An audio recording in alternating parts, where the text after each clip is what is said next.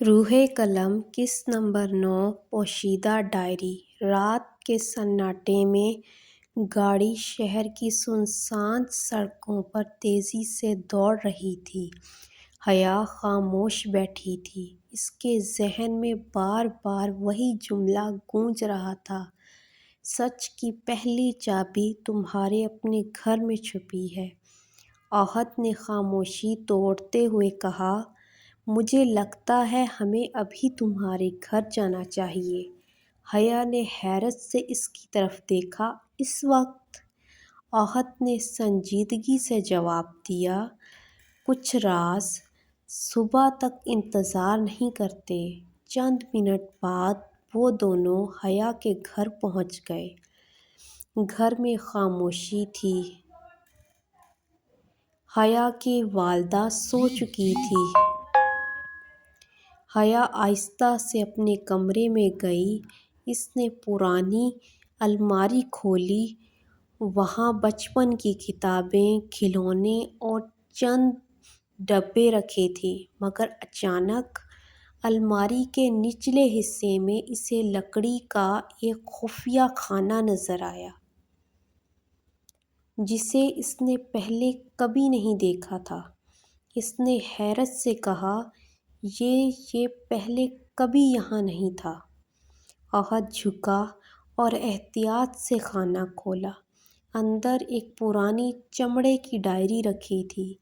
اس کے سرور پر سنہری حروف میں صرف ایک لفظ لکھا تھا، ایمانت۔ حیا نے کانپتے ہاتھوں سے ڈائری کھولی۔ پہلے صفحے پر ایک تحریر درج تھی، اگر یہ ڈائری تمہارے ہاتھ میں ہے تو اس کا مطلب ہے کہ وقت آ چکا ہے۔ حیا کی سانس رک گئی۔ اس نے اگلی سطر پڑھی، حیا اگر تم یہ پڑھ رہی ہو تو جان لو کہ تمہاری زندگی کبھی عام نہیں تھی۔ اس کی آنکھوں میں آنسو بھر آئے۔ یہ کس نے لکھا ہے؟ آہت نے صفحے کی آخر کی طرف اشارہ کیا۔ وہاں ایک دستخط تھا، تمہارا والد۔ حیا کے ہاتھ لرز گئے۔ اس کے والد کا انتقال اس وقت ہو گیا تھا جب وہ صرف 7 سال کی تھی۔ اس نے کبھی نہیں سوچا تھا کہ وہ برسوں بعد ان کے الفاظ پڑھ سکے گی۔ اسی لمحے ڈائری کے درمیان سے ایک پرانی تصویر نیچے گری۔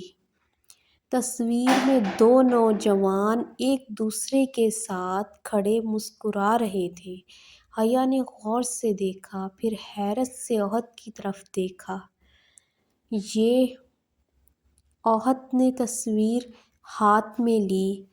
اس کی آنکھیں حیرت سے پھیل گئیں۔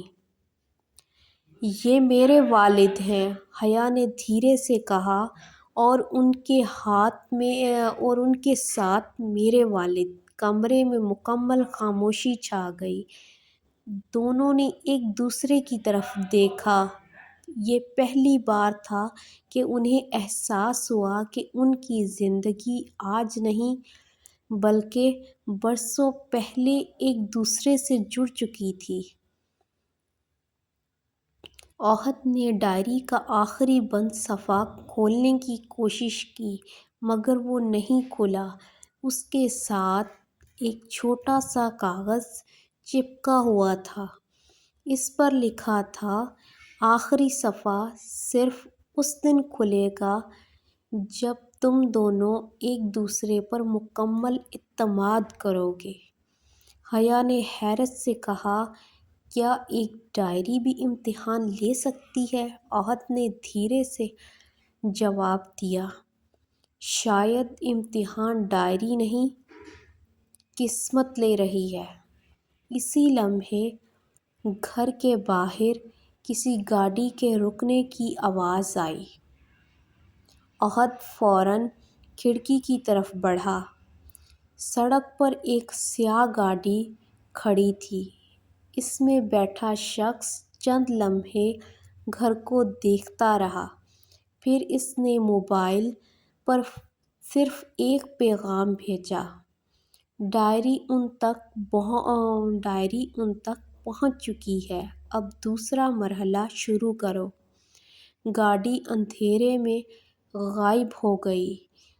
حیا کو ابھی تک معلوم نہیں تھا کہ جس ڈائری نے اسے اس کے والد سے ملایا تھا، وہی ڈائری اسے ایک ایسے راز تک لے جانے والی تھی جس کے بعد واپسی کا کوئی راستہ نہیں بچے گا۔